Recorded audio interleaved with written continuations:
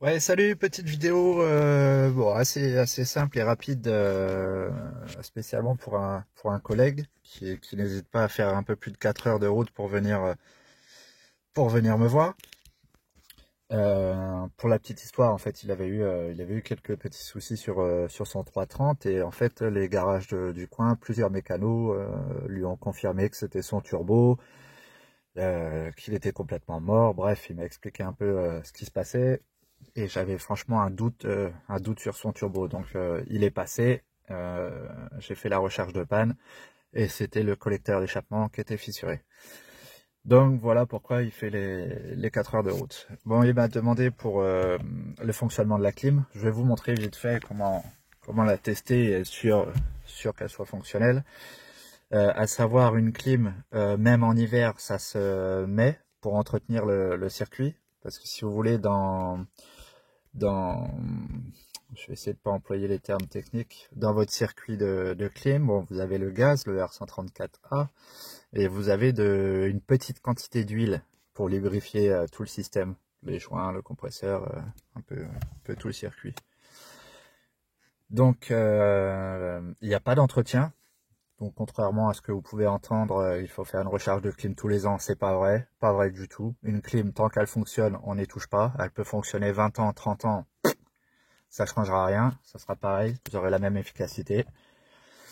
On le change vraiment quand, déjà, si vous avez plus de clim, c'est que soit votre circuit est vide et donc il y a une fuite, ou soit c'est un élément annexe qui est en panne. Donc le ventilateur, l'embrayage du compresseur, euh, les présostats, le détendeur. Vous pouvez avoir aussi le condensateur qui est percé. Bref, il y a beaucoup de choses. Donc premièrement, je vous disais de mettre la clim même en hiver. En hiver, une fois par semaine, vous mettez la clim 10 minutes. Attention, qui dit clim ne dit pas forcément du froid. Vous pouvez mettre 25 degrés et mettre la clim.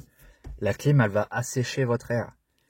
Et d'ailleurs, bientôt, ça sera obligatoire au niveau des contrôles techniques. S'il y a une clim, il va falloir qu'elle soit fonctionnelle parce que c'est elle qui sert principalement au désembuage du pare-brise. Donc bon, ils l'ont pas encore. Enfin, je pense pas qu'ils l'ont encore intégré dans le CT, mais ça devrait pas tarder. Voilà. Donc si vous la mettez pas en route l'hiver, vous arrivez l'été, pleine chaleur, qu'est-ce qu'on fait? On met la clim à fond. Et il y a des chances de péter un joint parce que le circuit n'a pas été mis en route pendant un an à peu près. Et donc certains joints peuvent sécher.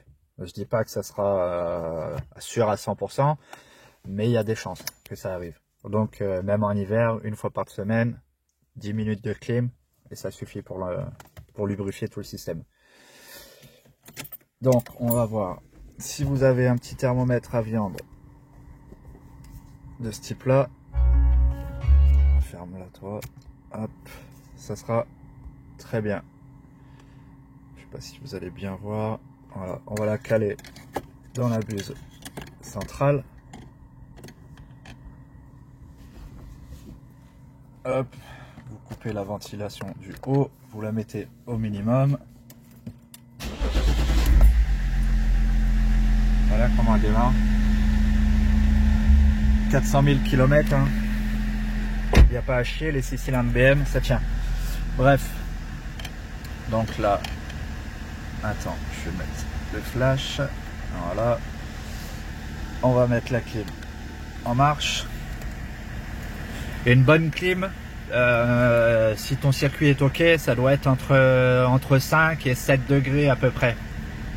Si tu as 1 ou 2 degrés en sortie de clim, c'est que, enfin en sortie de ta ventilation, c'est que tu as un problème. Ça doit faire du froid, mais il y a des limites. Ouais, c'est entre 5 et 7 degrés à peu près. Hop, on va la laisser le temps de descendre.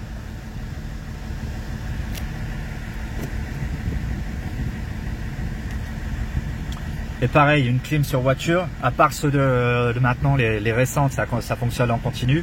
C'est plus les mêmes compresseurs. Mais pour une grande majorité des véhicules, le compresseur n'est pas tout le temps... vous n'aurez pas du froid tout le temps en permanence. il va y avoir une coupure de 5-6 secondes à peu près, et ensuite ça se relance. Vous allez voir, je vais essayer de vous montrer. Bon, là, on voit que ça commence à chuter pas mal.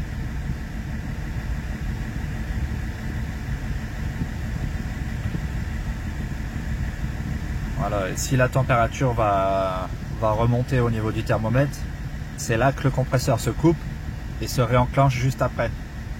C'est un fonctionnement normal.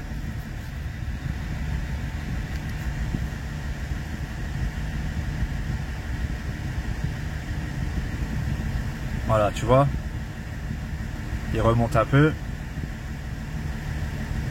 et il redescend.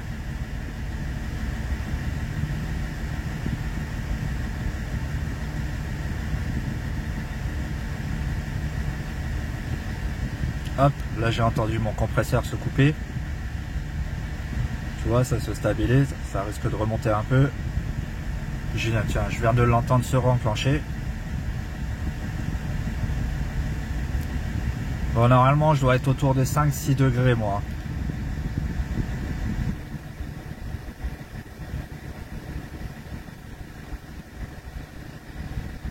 Enfin, je vais passer en dessous de la voiture et je vais te montrer. Bon, j'espère qu'on va m'entendre avec le moteur.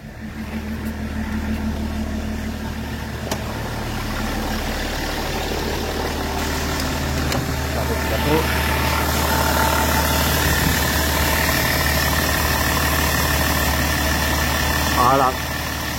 Là, tu vois le compresseur. Voilà.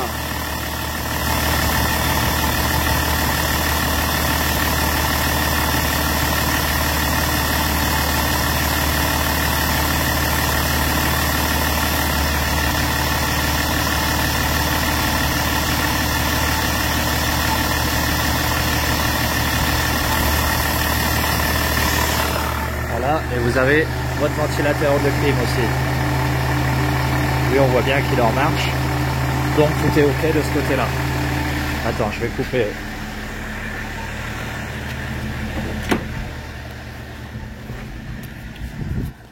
Je vais couper cette clim. Voilà.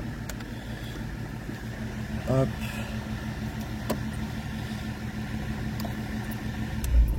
« 400 000 km et en conso 5 litres l'œuf. » Si c'est pas beau ça.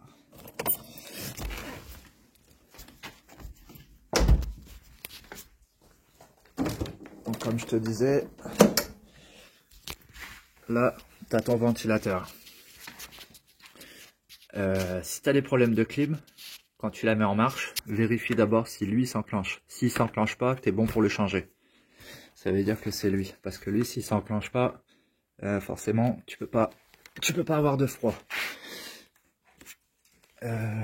Qu'est-ce que je voulais te dire? Merde, attends. Oui, ça y est, je sais ce que je voulais te dire. Quand lui, il fonctionne pas, par exemple, tu trouves une belle descente, tu mets ta clim en route, et tu vas voir que tu vas avoir du froid qui va sortir des bus d'aération, même si ton ventilateur ne marche pas, parce que forcément, avec la vitesse que tu roules, ça va passer dans le condenseur qui est juste derrière, et là, ça va te créer un peu de froid. C'est là qu'on voit aussi que le ventilateur est en rade. Donc, je vais repasser. Voilà, je te parlais du compresseur.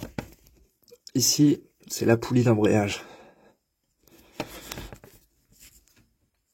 Avec une main, ça va être un peu galère. Donc en fait, quand tu as un bruit de roulement, c'est pas le compresseur qu'on remplace, c'est juste l'embrayage. Donc tu vas venir détendre ta courroie avec ce tendeur là. Tu détends ta courroie. Là, tu as une vis de 10 au centre. Tu l'enlèves. Et après, tout le système, c'est emboîté. C'est maintenu par des circlips. Donc tu vires tes circlips. Et tu auras accès à tout. Autrement, après, si tu veux juste savoir quelques trucs. Bon bah là, merde, on le verra pas. Bon, tu as ton compresseur qui est en bas. Ici, tu as ton remplissage. Ici, ici. Circuit haute pression et basse pression. Ta bouteille déshydratante, elle est en bas, mais elle, on la remplace uniquement quand le circuit il a été ouvert pendant plus d'un certain temps. J'ai plus le temps en tête, mais je pourrais te le dire si besoin. Mais en tout cas, ouais, voilà, pour l'embrayage, t'as pas besoin on n'ouvre pas le circuit, hein. Donc il n'y a pas besoin de vider, de recharger, pas besoin. Donc ça, et qu'est-ce que je voulais te dire d'autre? Oui, voilà, quand je parlais de l'entretien de clim, la seule chose qu'on entretient sur une clim, c'est le filtre habitacle. C'est tout. Donc voilà, n'écoutez pas le garage du coin qui te dit faut faire une recharge chaque année pour l'entretenir. C'est des grosses conneries. Donc voilà, je rentre pas dans les détails ni les termes techniques. Je te fais au plus simple pour contrôler ça. Si malgré ça, tu as toujours des problèmes, va falloir va falloir faire un vrai diag. Chercher une fuite quelque part et bien voir d'où se situe le problème. Mais sur les E46, en général, les problèmes de clim, c'est soit ton ventilo ou soit que tu as une fuite. Je connais pas trop d'autres éléments sensibles sur ces séries-là. Donc voilà, bah tu fais ça et puis tu verras. Allez, à plus, bon courage.